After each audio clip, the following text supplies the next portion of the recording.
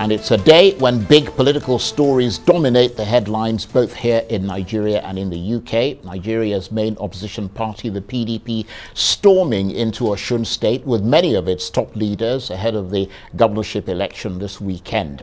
With so much at stake in that ballot, the PDP says it's regrouped and has figured out how to become a winning party once again. But has it? And we were, of course, live, as you saw there, in Osun State, assessing preparations for the ballot amid allegations of attempts by the political parties to win over voters with inducements of food items and all the rest of it. Well, with me in the studio, giving their perspectives on the talking points here on Arise Prime Time, the economist, public affairs analyst, and PDP chieftain, Dr. Onuoha Nnachi, and the journalist, policy strategist, and Arise News analyst Waziri Adio, who's written an excellent article in This Day newspaper about the proxy battles in the Osun election. Gentlemen, thank you very much indeed. And let me come to you first of all to set things up, Waziri. It is your contention in your superbly crafted article, I have to say, that this governorship election is particularly significant and is bound to attract lots of attention. Briefly, tell us why. For so many reasons. It's not just the contest between APC and PDP and the other parties. It's something that reminds people of what happened in 2018 when there was a very keen contest. PDP was leading by 353 votes, and there was a runoff. A rerun, not a runoff, because the margin of victory was lower than the cancelled votes. So when that was done, APC won by 482 votes, which is quite marginal. So it was, and the two people who were matched up that time, they are back, on the ballot. But beyond that, is also the last election before the 2023 election, and APC and PDP are going to use that place as a testing ground to see, absolutely. And it's not just that. There are 5 leading contenders now. Apart from those two, the APC, the incumbent of APC, the challenger from PDP. You also have Dr. Akigubi from Accord Party. You have Honorable Lasun Yusuf, who used to be Deputy Speaker. And you also have the man from SDP. So it's going to be a very keen contest. The Speaker is Labour Party, isn't it? Yeah, it's the Labour Party person. And, you can see that there's a lot of interest. Unlike what happened in Ekiti, the Labour Party presidential candidate was there yesterday.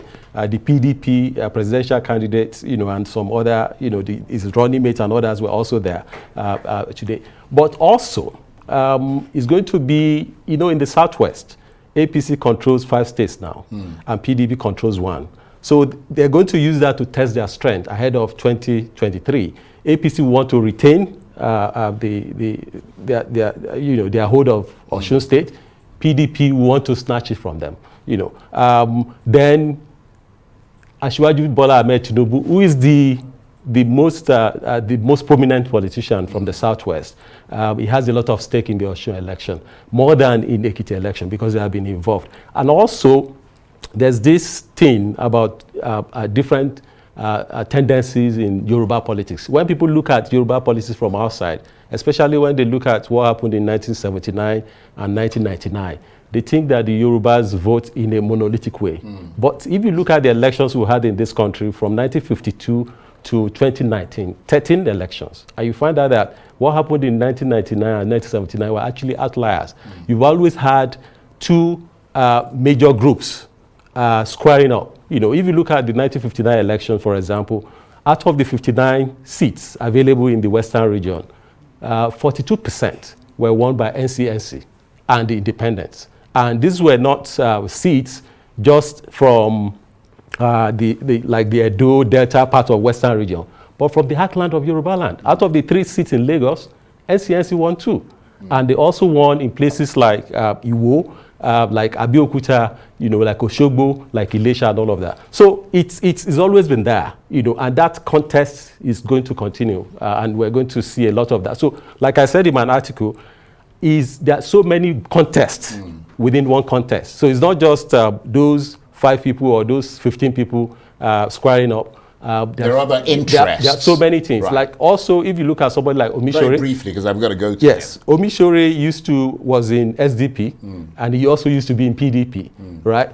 Now he's in APC. He's the national secretary of APC, and his constituency is also one of the very strong places where you have high number of votes. So that's something to look out for. Will he be able to transfer? He scored 128,000 votes the last time. To be honest, it sounds almost messy, given the way that you've described it. But let me bring you in. It's interesting. I won't say messy. It's something that people should. It's interesting, but it's a little bit confusing.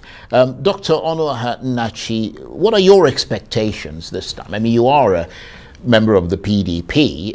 Is it likely to be less controversial, more straightforward, based on what you've heard Waziri Adio, his analysis there? Okay, thank you very much. From what Waziri said is not far from the truth, because there's much at stake in Osun as compared to Ekiti.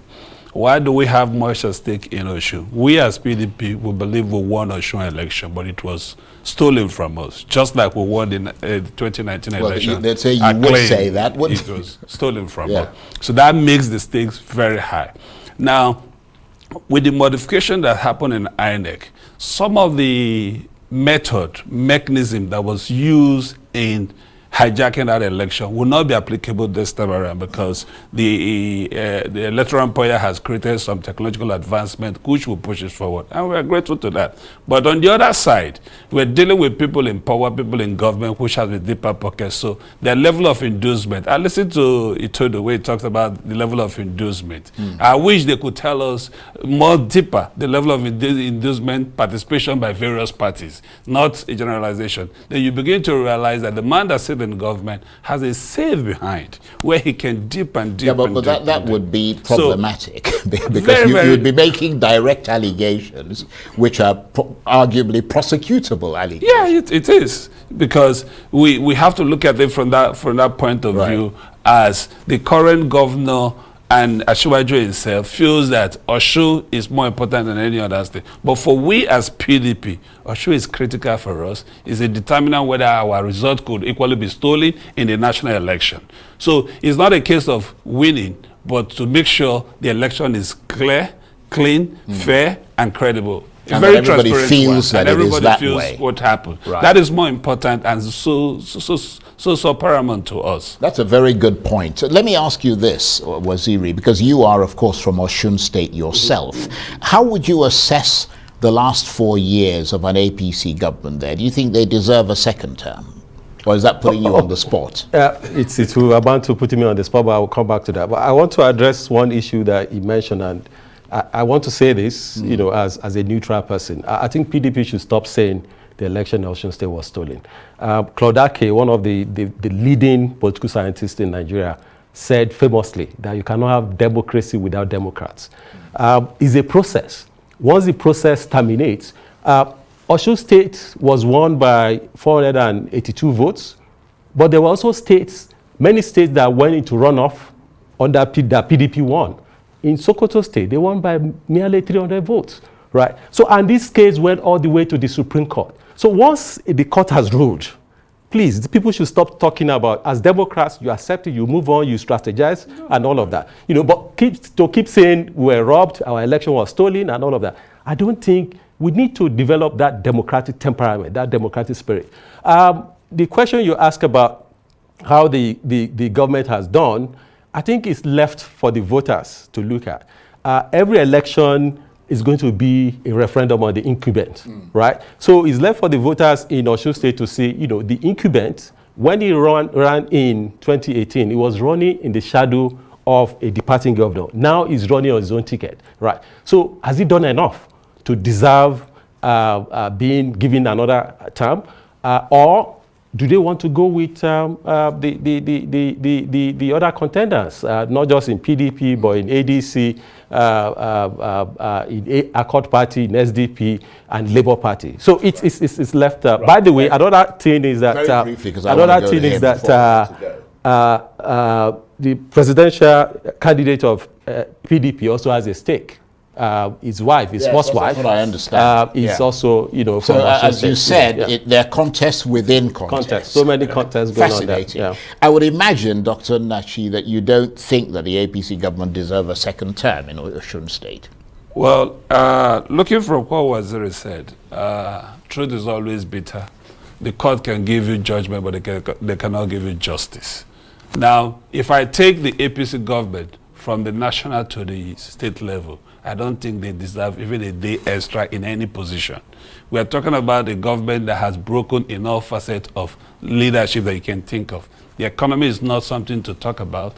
Do we talk about the education system? Do we talk about the security generally? There's nothing to talk about. So what are you going to tell people that you're going to tell them for them to really come out and vote for this person or for this party? Because one, the formation of political party is always for the purpose of grabbing power and using it to implement programs and projects that will impact life. But we're looking at the government that have failed in its completion. No area that you can pick and spare anything. We are all operating from the same market. If you pick as common commodities that we consume, you will tell the value of prices that has gone. If you pick up our currency devaluation, just take a typical instance. If you had 1 billion naira by 2015 when APC took government, it was worth $6 billion.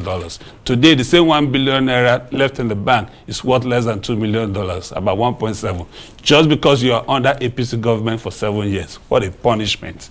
Right, okay. On that rather depressing note, I want to thank you very much indeed, Dr. Onuoha Nnachi, who's an economist, a public affairs analyst, and a PDP chieftain, and of course the journalist, policy strategist, and Arise News analyst, Waziri Adio. Thank you very much indeed. That's it for this edition of Arise Prime Time. Join us again tomorrow. From me and the entire team here in Abuja, Osun State, London, and around the world, bye-bye, and thank you for watching.